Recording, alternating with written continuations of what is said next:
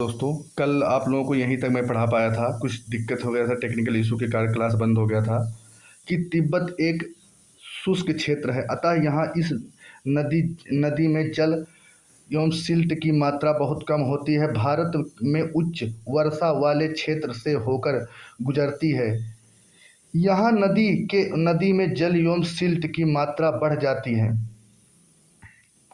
असम में ब्रह्मपुत्र अनेक अनेक धाराओं में बहकर एक गुम्फित नदी के रूप में बहती है तथा बहुत से नदियाँ द्वीपों का निर्माण करती है। दोस्त, असम में जो ब्रह्मपुत्र नदी है यह अनेक द्वीपों का निर्माण करती है। आपको ब्रह्मपुत्र के द्वारा बनाए गए विश्व के सबसे बड़े नदी द्वीप का नाम याद है?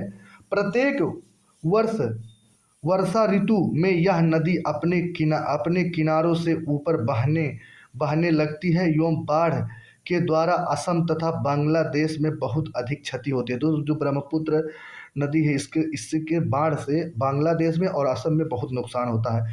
उत्तर भारत की अन्य नदियों के विपरीत ब्रह्मपुत्र नदी में सिल्ट निक्षेप की मात्रा बहुत अधिक होती है।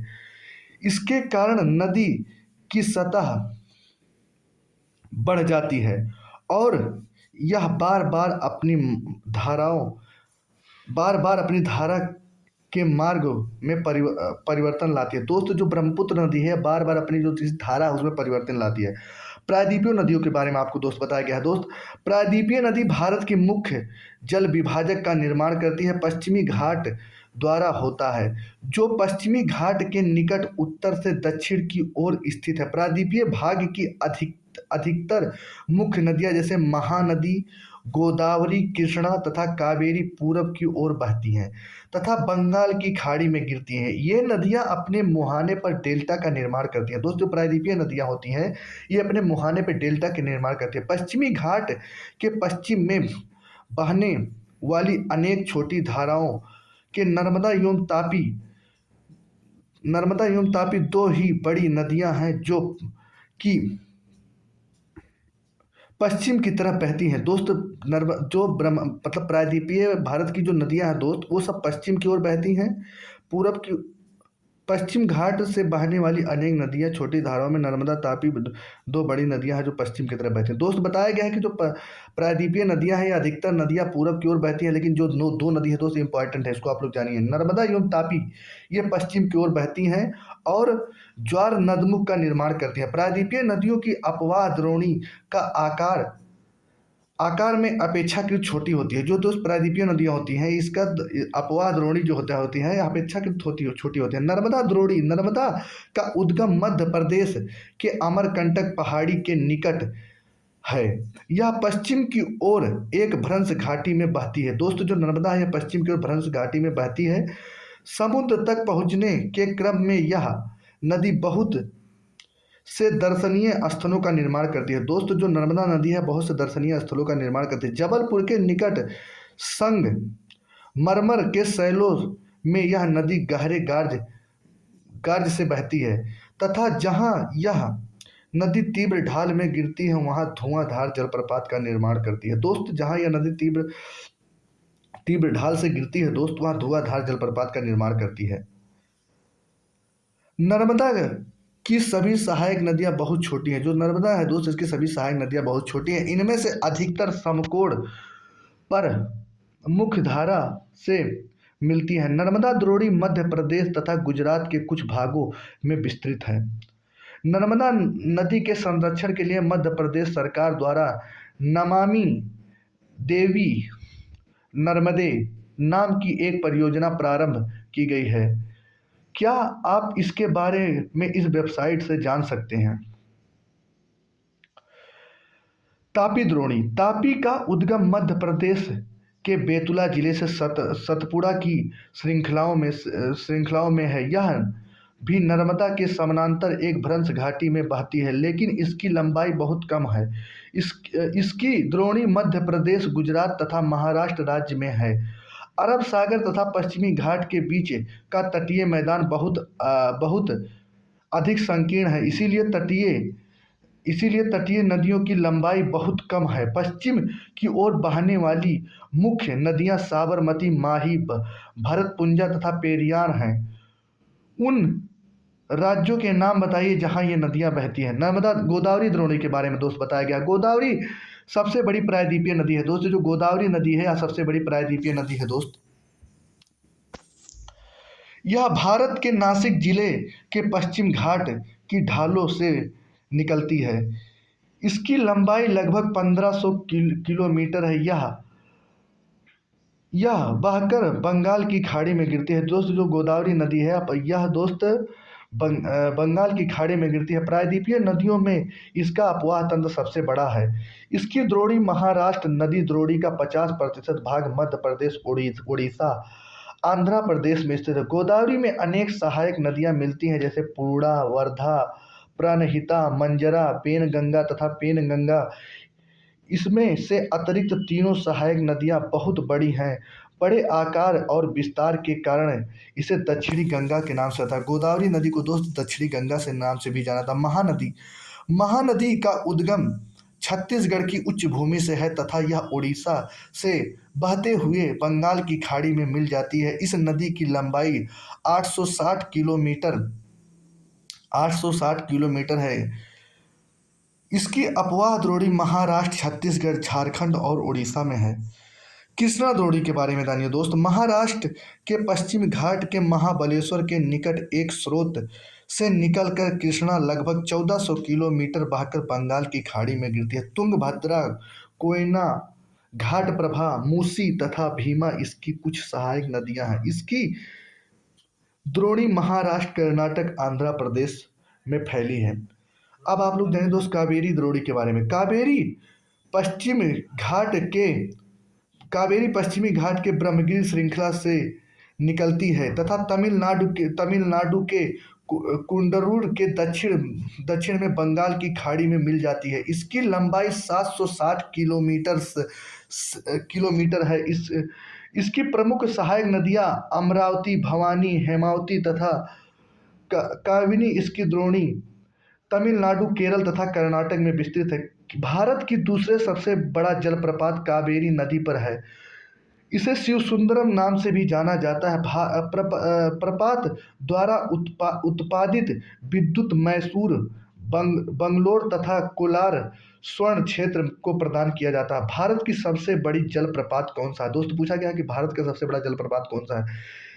इन बड़ी नदियों के अतिरिक्त कुछ छोटी नदियां हैं जो पूर्व की तरफ बहती हैं। दामोदर, ब्रह्मणी, वैतरणी तथा स्वर्ण रेखा कुछ महत्वपूर्ण उदाहरण है दोस्त। जो ये ऐसी नदियां हैं जो पूरब की तरफ बहती हैं। उदाहरण के लिए अपने एटलस में इसकी स्थिति को ज्ञात कीजिए। पृथ्वी के धरातल पर लगभग 71% जल से ढका हुआ है, लेकिन 97% जल लवणीय है। केवल 3% स्वच्छ जल के रूप में उपलब्ध है, जिसका 3/4 भाग हिमानियों के रूप में है। झीलें, कश्मीर घाटी तथा प्रसिद्ध दोस्त बताया गया है कश्मीर घाटी तथा प्रसिद्ध डल झील, नाव वाले घरों तथा शिकारा से तो आप परिचित होंगे। दोस्त बताया गया कि नाव वालों घरें और तथा शिकारों से तो आप परिचित होंगे, जो प्रत्येक वर्ष हजारों पर्यटकों को आकर्षित करते हैं। इसी प्रकार आप अन्य झीलों वाले स्थानों पर भी गए होंगे, वहां नौकाएं, तैराकी एवं अन्य जलीय खेलों का आनंद लिया होगा। कल्पना कीजिए अगर कश्मीर, नैनीताल एवं दूसरे पर्यटन स्थलों पर झीलें नदी होती हैं, तब क्या वे उतना ही आकर्षित करते हैं जितना कि आज करते हैं? क्या आपने कभी यह जानने की कोशिश की है कि किन पर्यटकों को आकर्षित करने के लिए किस स्थान पर झीलों का महत्व है? पर्यटकों के आकर्षण दोस्त बताया गया पर्यटकों के आकर्षण के अतिरिक्त मानव के लिए अन्य कारणों से भी झीलों का महत्व है। पृथ्वी की सतह से गर्त वाले भागों में जहां जल जमा होता है उसे झील कहते हैं दोस्त। बड़े आकार वाली झीलों को समुद्र कहा जाता है, जैसे कैस्पियन मृत तथा अरल सागर। भारत में सभी बहुत सी झीलें हैं। ये एक दूसरे आकार तथा अन्य लक्षणों से भिन्न है। अधिकतर झीलें स्थानीय होती हैं। कुछ केवल वर्षा ऋतु में ही कुछ में दोस्त बताया क्या है, केवल वर्षा ऋतु में ही पानी होता है। कुछ ऐसी है जिसमें केवल सिर्फ वर्षा ऋतु में पानी होता है, जैसे अंतर्देशीय अपवाह वाले अर्ध शुष्क क्षेत्रीय की द्रोणी वाली झीलें। यह कुछ ऐसी झीलें हैं जिनका निर्माण हिमानियों, बर्फ एवं चादर की क्रिया के फलस्वरूप हुआ है, जबकि कुछ अन्य झीलों का निर्माण नदियों एवं मानवीय क्रियाकलापों के कारण हुआ है। एक विसर्प नदी बाढ़ वाले क्षेत्र में कटकर गैखुर झील का निर्माण करती है। रिस्ट तथा कुछ रोधिका तटीय क्षेत्रों में लैगून का निर्माण करते हैं, जैसे चिल्का झील, पुलिकट झील, कोलेरू झील। अंतर्देशीय भागों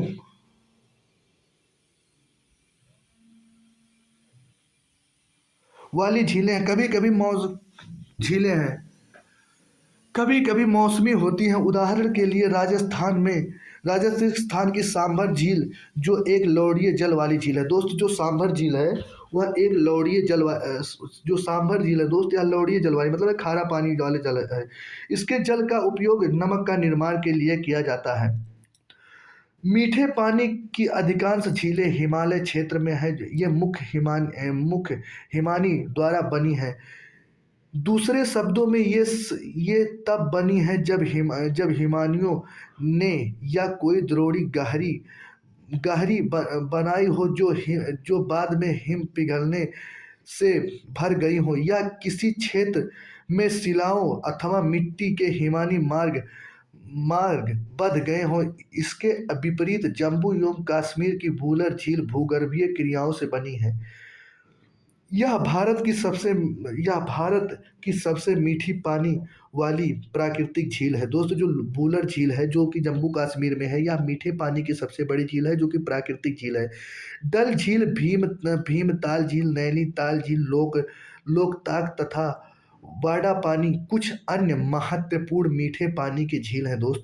इसके अतिरिक्त जल विद्युत उत्पादन के लिए नदियों पर बांध बनाने के लिए झीलों का निर्माण हो जाता है। दोस्त बताया गया है कि जब नदियों पर बांध बनाया जाता है विद्युत उत्पादन के लिए, तब भी झील का निर्माण हो जाता है। जैसे गुरु गोविंद सागर, जो गुरु गोविंद सागर है दोस्त, वह नदियों पर बांध बनाने के कारण बना है। जो वो कौन सी नदी पर बांध बना है? भाखड़ा नंगल परियोजना।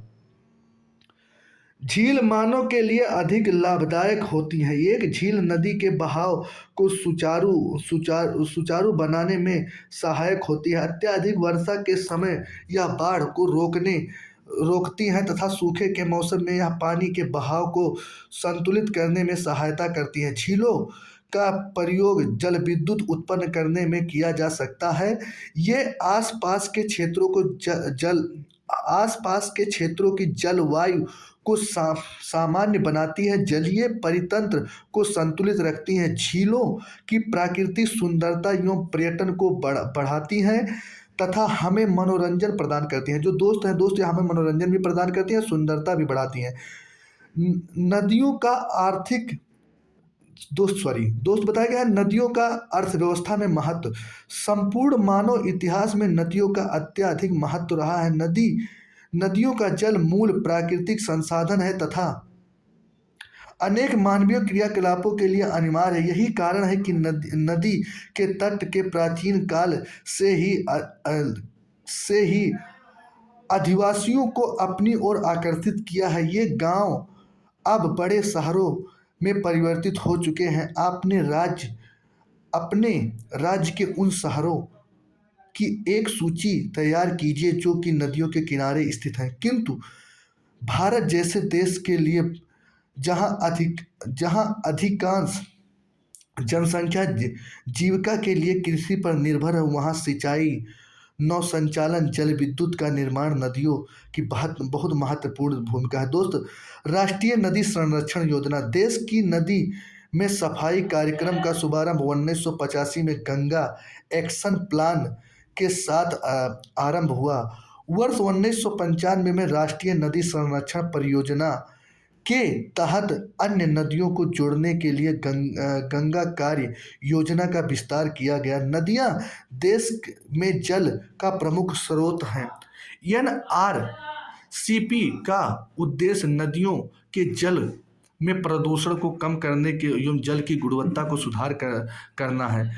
नदी प्रदूषण, नदी जल की विद्युत, औद्योगिक तथा कृषि में बढ़ती मांग के कारण इनकी गुणवत्ता प्रभावित हुई है। इसके परिणाम स्वरूप नदियों से अधिक जल की निकासी होती है तथा इनकी आयतन घटता जाता है। दूसरी ओर उद्योगों का प्रदूषण तथा अपरिष्कृत कचरे नदी में मिलते रहते हैं। यह केवल जल की गुणवत्ता को ही नहीं बल्कि नदी के स्वतः स्वच्छीकरण की क्षमता को भी प्रभावित करती हैं। उदाहरण के लिए दिए गए समूचे जल प्रवाह में गंगा का जल लगभग 20 किलोमीटर क्षेत्र में फैला है। बड़े शहरों की गंदगी को तनु करके समाहित कर सकता है, लेकिन लगातार बढ़ते हुए औद्योगिकरण एवं शहरीकरण के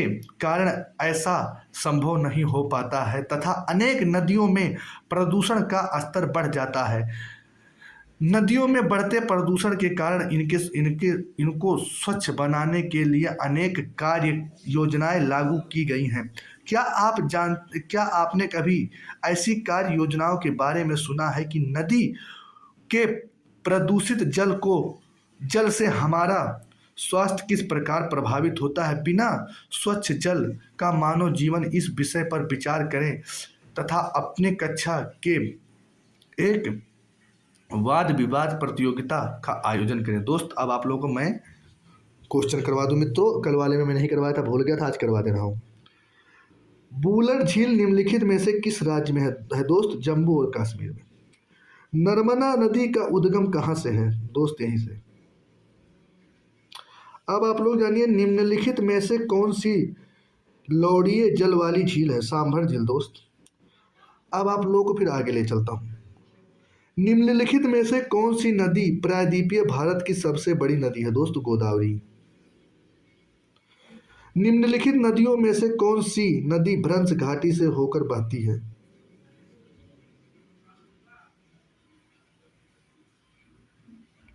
दोस्त, मुझे उम्मीद है कि यह आप लोगों को समझ में आया होगा। मिलते हैं नेक्स्ट क्लास में, तब तक के लिए नमस्कार, बाय बाय, टेक केयर।